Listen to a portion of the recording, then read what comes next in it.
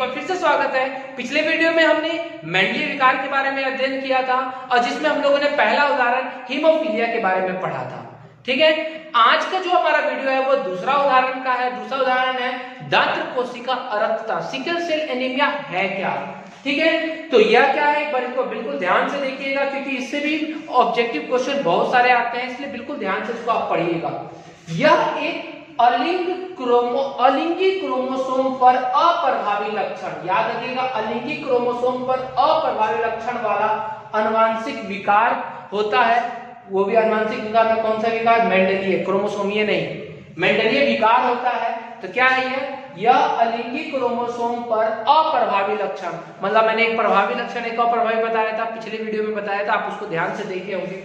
तो उसमें ये अप्रभावी लक्षण वाला होता है मेंडलीय विकार। याद रहेगा कि दात्र कोशिका अरक्तता अलिंगी क्रोमोसोम पर अप्रभावी लक्षण वाला क्रोमोसोमीय मेंडलीय विकार होता है। इस रोग के नियंत्रण एलील HbA और HbS होते हैं। इस रोग का जो नियंत्रण एलील होता है वो HbA और HbS होता है, जिसमें HbA रोग ग्रसित नहीं होता है और HbS रोग ग्रसित होता है। याद रखिए, जहां A होगा वो रोग ग्रसित नहीं होगा, जहां S होगा वो रोग ग्रसित होगा।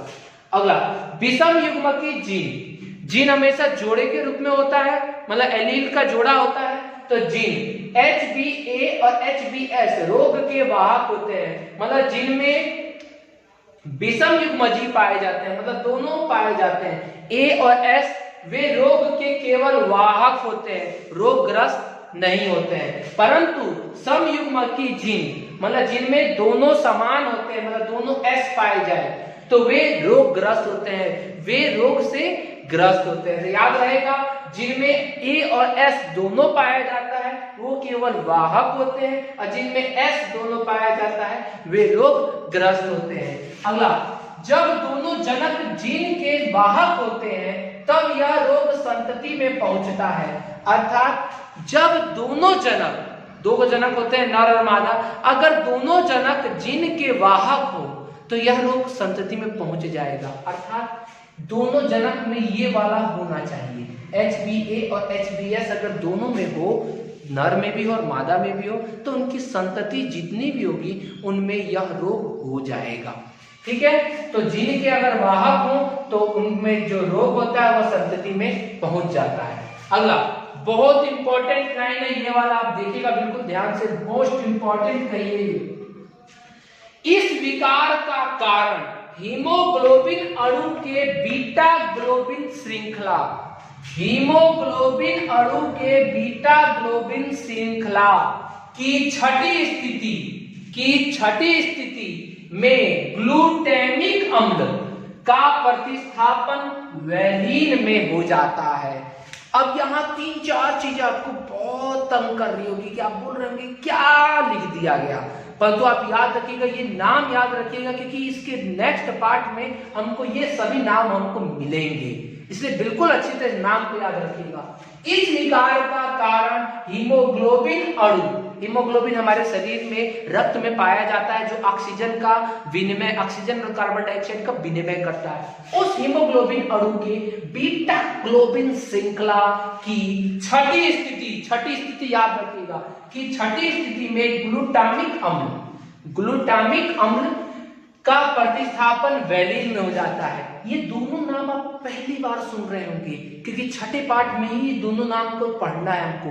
ये दोनों जो नाम है ये है एमिनो अम्ल। एमिनो अम्ल पहली बार नाम सुन रहे होंगे क्योंकि 10th तक तो एमिनो अम्ल के बारे में कोई जानकारी नहीं होती है। हमको एमिनो अम्ल पढ़ना है जो कि केमिस्ट्री में भी पढ़ना है और बायोलॉजी में भी पढ़ना है। तो नेक्स्ट टॉपिक में, नेक्स्ट चैप्टर में हम लोग को एमिनो अम्ल के बारे में पढ़ना है। जब हम वो आनुवंशिक कूट पढ़ेंगे तो उसमें अच्छी तरह हम लोग इसको पढ़ेंगे। बस यहाँ पे नाम याद रखिए क्योंकि नाम से ही क्वेश्चन आया है। ग्लूटामिक अम्ल का प्रतिस्थापन वैलीन में हो जाता है।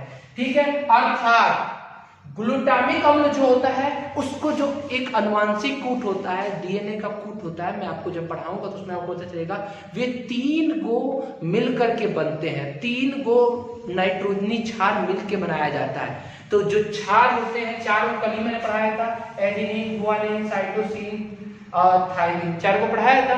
इन्हीं था 4 और एक और आरएनए में यूरेसिल पाया जाता है, 5 को टोटल होते हैं। तो इन 5 को मिला करके डीएनए और आरएनए का बेस पेयर बनता है और यही 5 जो होते हैं अनुवांशिक कूट बनाते हैं। तो ये 5 का ही है। तो यहाँ पर जो GAG होता है, GAG गुआनिन एडेनिन गुआनिन, ये का प्रतिस्थापन GUG में गुआनिन यूरेसिल गुआनिन में हो जाता है।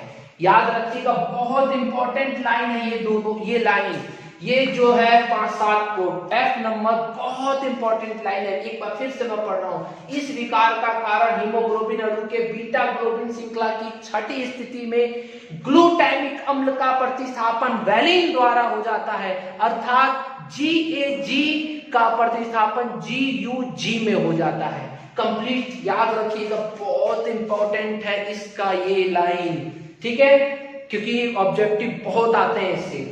इस रोग के कारण, ये भी बहुत इंपॉर्टेंट है, ये भी इंपॉर्टेंट है लाइन, इस रोग के कारण आरबीसी का आकार दात्राकार मतलब जैसे हंसिए के आकार का। आपने हंसिया देखा होगा, जो गेहूं काटा जाता है उसमें हंसिया का आकार कैसा होता है, इस टाइप का होता है, इस टाइप का होता है ना, ये यहाँ पे इसके दांत निकले होते हैं। तो इसका जो आकार होता है आरबीसी का आकार, इसी दात्राकार मतलब हंसिए के आकार का हो जाता है, इसलिए इसको दात्र कोशिका अरक्तता कहते हैं। दात्र मतलब दांत, हंसिए और कोशिका मतलब आरबीसी। आरबीसी की कोशिका है, रेड ब्लड कैपल्स, हमारे रक्त में लाल रंग इसी के कारण होता है। तो इस आरबीसी की अरक्तता हो जाती है, कमी हो जाती है, क्योंकि आरबीसी का आकार गोल होता है, अब वह आकार हंसिए के आकार में परिवर्तित हो जाता है। क्लियर है? अब हम नेक्स्ट उदाहरण देखेंगे। अब हमारा तीसरा उदाहरण है, जो कि मेंडलीय विकार का तीसरा उदाहरण है, फिनाइलकीटोन्यूरिया, जिसके बारे में आप लोगों ने बहुप्रभाविता में पढ़ा था। याद आ रहा होगा आप लोग को, बहुप्रभाविता का जो उदाहरण था वो फिनाइलकीटोन्यूरिया ही था। तो फिनाइलकीटोन्यूरिया है क्या, देखते हैं। यह रोग भी अलिंग क्रोमोसोम पर अप्रभावी लक्षण वाला अनुवांशिक रोग मतलब मेंडलीय विकार है। मतलब सेम टू सेम जैसे पिछले वाला था, अलिंग क्रोमोसोम पर अप्रभावी लक्षण वाला एक अनुवांशिक विकार है, जिसे मेंडलीय विकार भी कहते हैं, ठीक है। और यह जन्मजात रोग है, बहुत इंपॉर्टेंट, ये जन्मजात है, मतलब जन्म से ही ये उत्पन्न हो जाता है, मतलब जन्म के साथ ही ये आ जाता है। नेक्स्ट, यह रोग फेनिलएलेनिन हाइड्रोक्सिलेज नामक एंजाइम, इस नाम का एंजाइम आपने पहले भी पढ़ा है, वही बहुप्रभाविता मैंने आपको उदाहरण में पढ़ाया था कि यह रोग फेनिलएलेनिन हाइड्रोक्सिलेज नामक एंजाइम की कमी के कारण होता है। यह रोग फेनिलएलेनिन हाइड्रोक्सिलेज एंजाइम की कमी के कारण होता है। यह एंजाइम फिनाइल की एलेनिन, याद रखिएगा ये जो है ये एंजाइम, यह एंजाइम फिनाइलएलेनिन को टायरोसिन अम्ल में बदलता है। मतलब ये जो एंजाइम यहाँ पढ़ा हमने, यह एंजाइम फिनाइलएलेनिन को टायरोसिन अम्ल में बदल देता है। टायरोसिन अम्ल का अवशोषण हमारा वृक्क कर सकता है, जिसके कारण ये हमारे शरीर में आता है, तो हमारे मानसिक संतुलन बना रहता है। परंतु अब क्या, जब ये एंजाइम ना रहे, क्या लिखा है, एंजाइम की कमी, परंतु यह एंजाइम की अनुपस्थिति में, मतलब जब एंजाइम ना रहे, जब ये रहता है तो हमें बहुत लाभ करता है, मानसिक रूप से हम स्वस्थ रहते हैं, परंतु जब ये ना रहे तब फिनाइलएलेनिन का परिवर्तन, मतलब फिनाइलएलेनिन का परिवर्तन फिनाइल पायरुविक अम्ल में हो जाता है। मतलब फिनाइलएलेनिन किसमें चेंज हो जाता है, फिनाइल पायरुविक अम्ल में परिवर्तित हो जाता है। अब ये वाला चेंज होना चाहिए था टायरोसिन अम्ल में, परंतु ये नहीं है, ये एंजाइम नहीं है, जिसके कारण ये फिनाइलएलेनिन फिनाइल पायरुविक अम्ल में चेंज हो जाता है। अब इसमें जब ये परिवर्तित होता है, जिसके कारण जब ये शरीर में हमारे एकत्र रहने लगता है, रुकने लगता है, जमा होने लगता है, तो उसके कारण हमें मानसिक दुर्बलता मतलब मेंटली रूप से हम रिटायर्ड हो जाते हैं, मतलब कि मानसिक रूप से मंद हो जाते हैं, तो मानसिक दुर्बलता आ जाती है। क्लियर है? फिर से एक बार देख लेते हैं।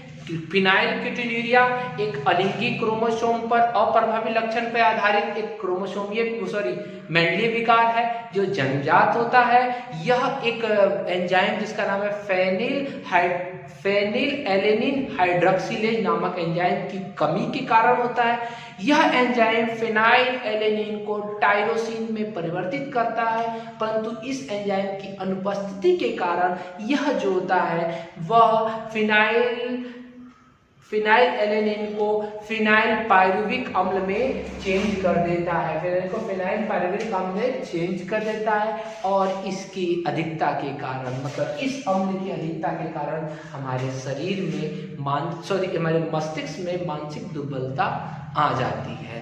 क्लियर है? फिनाइलकीटोन्यूरिया हमने यहाँ पे 3 उदाहरण पढ़ लिए जो आपके एनसीईआरटी में है। 2 उदाहरण वर्णांधता और एक और कौन था, थैलेसीमिया जो था। ये दोनों उदाहरण आपके एनसीईआरटी में पढ़ना नहीं है, ठीक है? तो मैं इन दोनों का नाम आप याद रखिएगा। मैं नेक्स्ट कभी भी करा दूंगा, परंतु मैं यहाँ पर इन तीनों को ही करा के अभी यहाँ बंद कर दे रहा हूँ। मैं नेक्स्ट में कभी और वीडियो बना करके उसमें डाल दूंगा, तो आप लोग को लिए कर लीजिएगा, ठीक है? अगले फिर मिलते हैं हम लोग अब दूसरा विकार क्रोमोसोमीय विकार में। कल से हम लोग वो पढ़ेंगे, ठीक है? अगर आपको ये वीडियो अच्छा लगे तो आप उसे लाइक करेंगे और अधिक से अधिक अपने दोस्तों तक शेयर करेंगे। धन्यवाद।